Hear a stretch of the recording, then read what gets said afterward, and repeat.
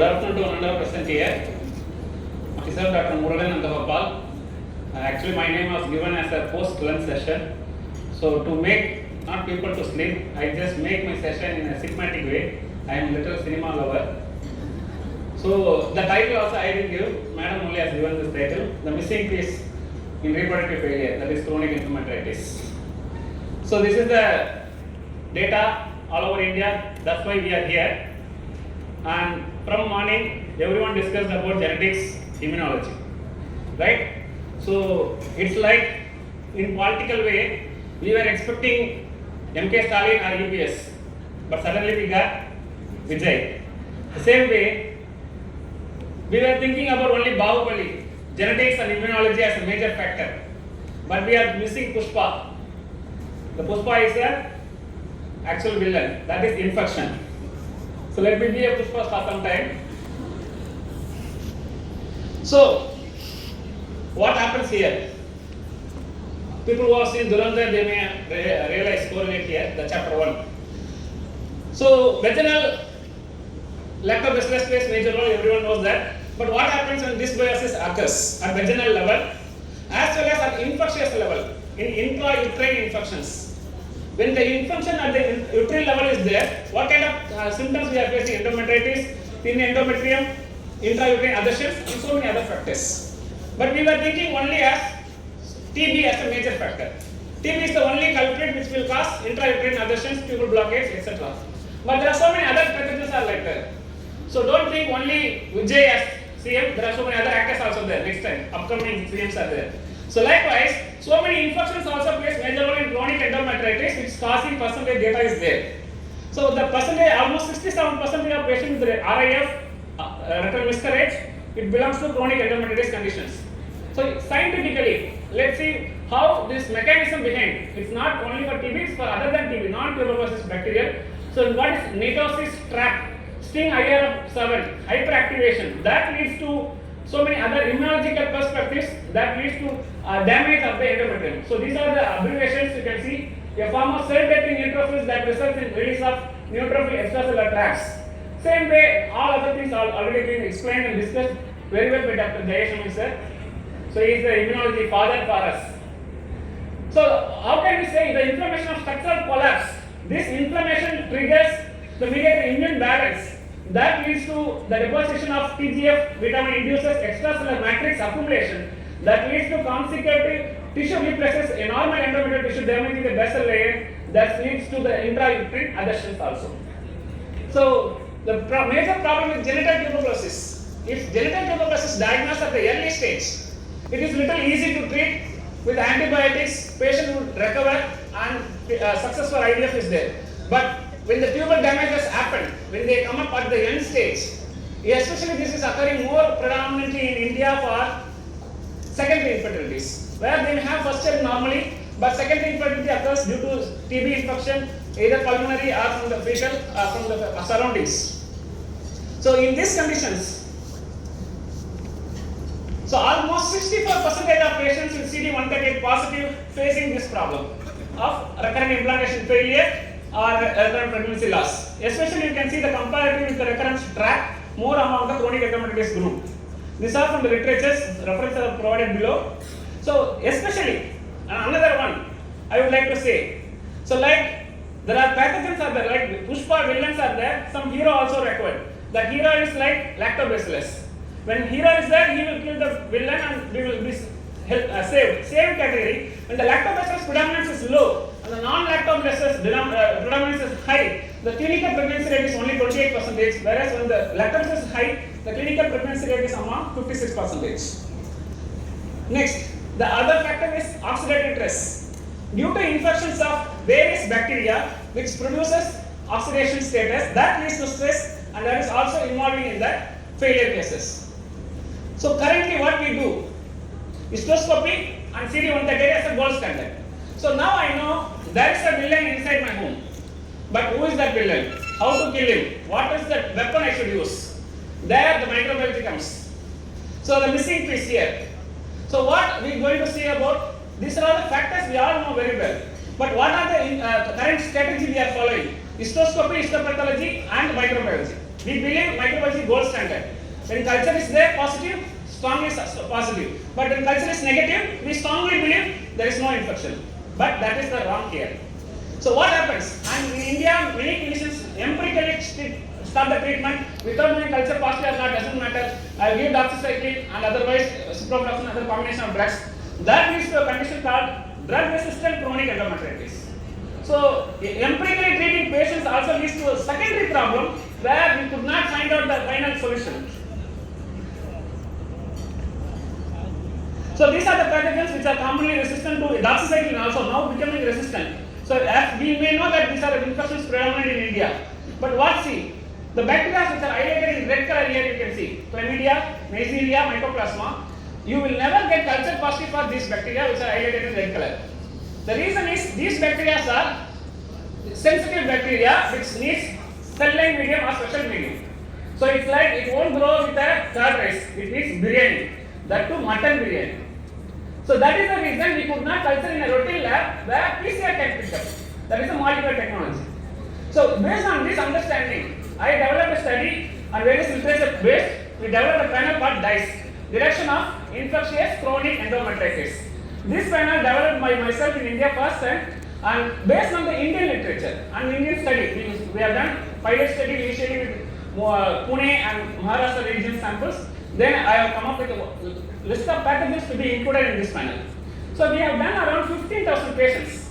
We have studied in India last 3 years. We have done 15,000 endometrial tissue samples in which we got 30% positive rate. That is 4,574% samples. So what are the major pathogens which showed positive? The major pathogen positive here is, you can see here, Mycoplasma, Ureaplasma, Parvum, Mycoplasma genitalium, which are culturally negative. As I said, it is difficult to culture. Even in lifestyle laboratory also, we will not do that. Because it needs a cell-line medium, special culture, that's not possible to do by routine lab. So, whereas remaining bacteria, you can see here, even MTB, we got 124 positive. We are strongly suspecting every patient with infection is majorly because of TB. But out of 15,000 samples, we got only 124 TB positive and 191 non-tuberculosis mycobacterium. This is something like Rajinikanth and Kamal Hassan or Ajit and Vijay, you can say. TB everyone knows, but NTM very less people knows that. Non-tuberculosis mycobacterium also plays role. When clinicians strongly suspect for TB and endometrial tissue has been provided, gene expert will give negative because gene expert will not screen for NTM. It screens only for TB. Gene expert is a technology developed for pulmonary tuberculosis, for sputum identification, not for tissue. That's the problem. This comes tissue biopsy sensitivity is getting down. And the reason why I am saying culture is negative, PCR positive, how it is possible? Even for E. coli, Enterococcus faecalis, it is easy to culture. The major reason behind this, we are exposing while collecting the endometrial biopsy, we may use antiseptic solution to wash the vaginal region. That may be contaminated, number one.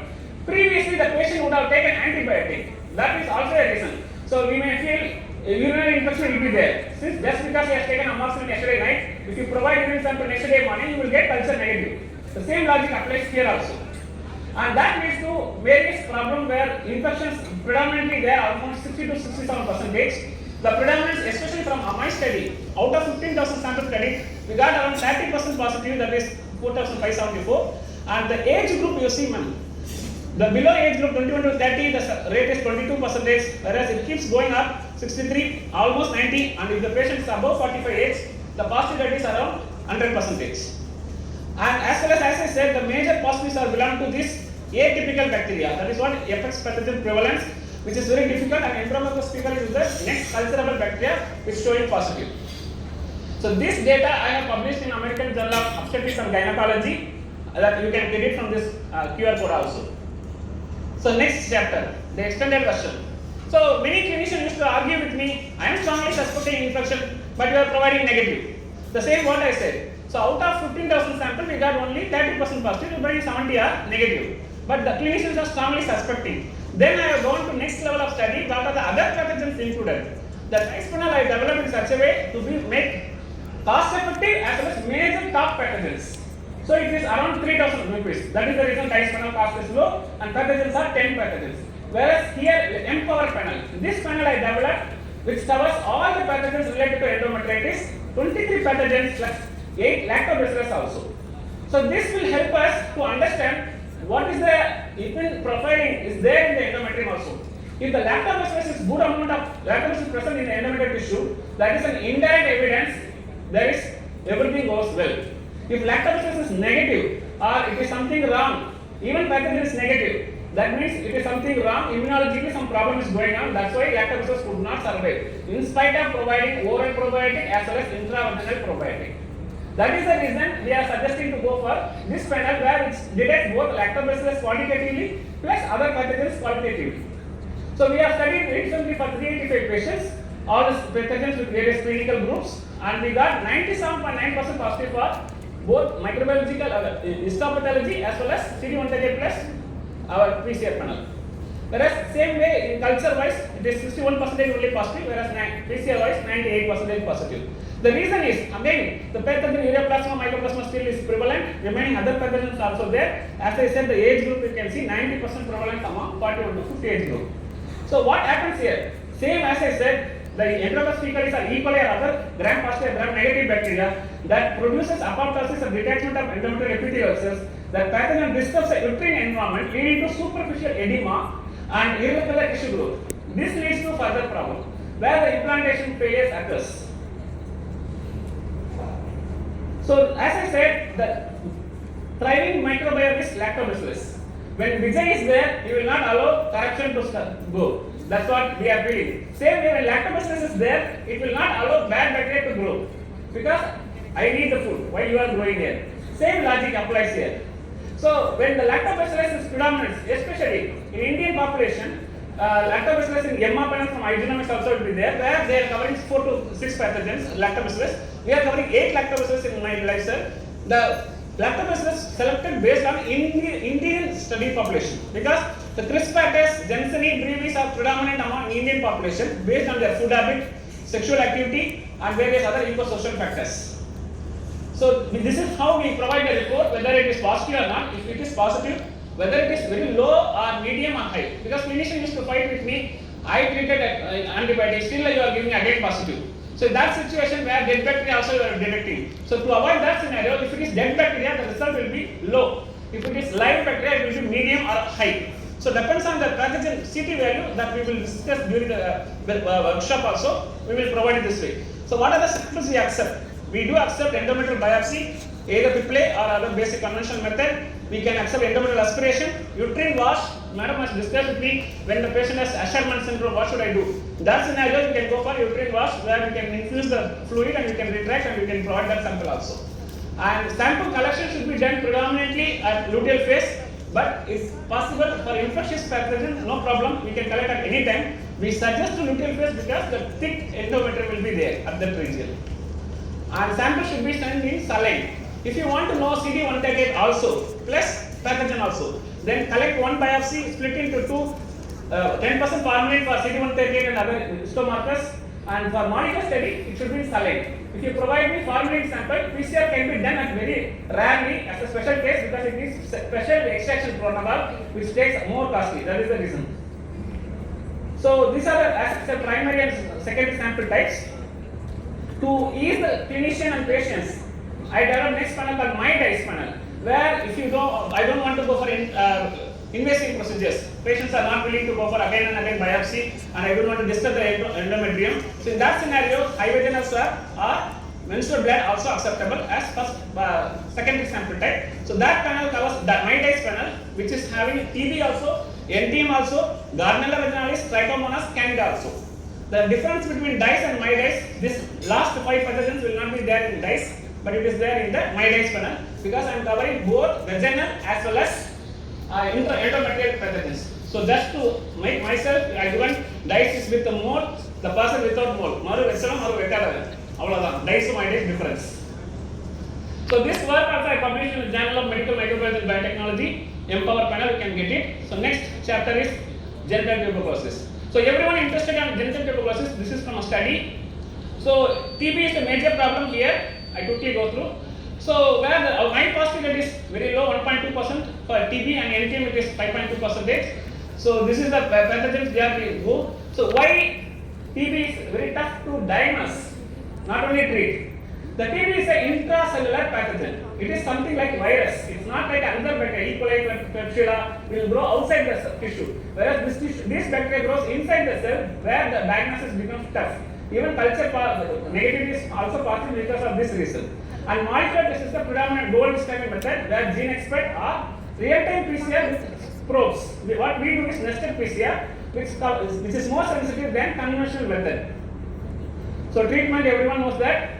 Just to highlight, for a treatment is same like pulmonary tuberculosis. If it is TB positive, so first 2 months as a major and then for continuing phase. Now the problem again is multi-drug resistant TB is there. Right? This is a call from a doctor. I treated a patient 2 years back. She has taken ATT drug, and now again you are giving TB positive from endometrial tissue. So the concept is when we do whole genome sequencing of the TB bacteria, it is multi-drug resistant. Patient would have taken the ATT, but still again she is having the same infection. And the next concern is about there that I will discuss in the next slides. So pre-climax, Durandar. The problem is till now we were discussing about women, but we forget the male factor, male infectious infertility reasons. So Durandar is someone like, if he is in India, he is a good boy. If he is go to Pakistan, he becomes an enemy, spy. Same way, if a lactobacillus or pathogens with this male seminal fluid, it is okay. He is asymptomatic. But when it is introduced into the female sexual reproductive tract, it becomes pathogen. And husbands are not more willing to do tests except sperm quality. So in that scenario, when you ask for a patient husband, I want to do STD test, I am suspecting there may be infection. You do semen culture, but the pathogens which is highlighted here will never grow in culture, as I said. So these pathogens are predominantly there in the male semen sample also, that being covered by this PCR molecular method, where I developed a name as boss panel, because I am also a boy. If you say you want to do STD test, I have only one wife, I never gone to another place, why should I test this? I am normal, that is creating internal issue. So if you say boss panel for fertility, okay, boss panel, fine. The positive attitude will be there, hence I named it in such a way. So the research study we have done around 60 samples where husband versus wife we compared, and the positivity is there. Same as I said, when a wife is treated for TB, the husband's semen is having TB now. And we are not given ATT for husband, so reinfection is occurring from the husband, that leads to a secondary problem. So this can be solved from this study, and that is how we are coming up. So the twist final is HPV. So human papilloma virus in India, the prevalence, WHO says HPV test should be done above the age of 30. But in India, this is the data we published for 32,000 samples in the last 5 years. You see the 8.5% below 30 age group, and the major pathogen is HPV 16 or 18. Whereas above 30 age group, it is only 5.9 to 6%. So it indicates the sexual activity started very younger level today. So HPV infection is more common among young population. So please do screen not only for every IVF patients, it's a general information for every gynecologist. So this is the predominance as per our study. We receive sample all over across the India. So India in Tamil Nadu is 6.1%. For other states you can see 7.4%. So these are my publications. I will share it. I want to thank my lifestyle team, my MD. I want to thank Dr. Jayesh sir and Dr. Vasanthi Madam and Aruna Ashok for giving me this opportunity. And this is the first inaugural session photo I attached here. Thank you. This is me and that is also me.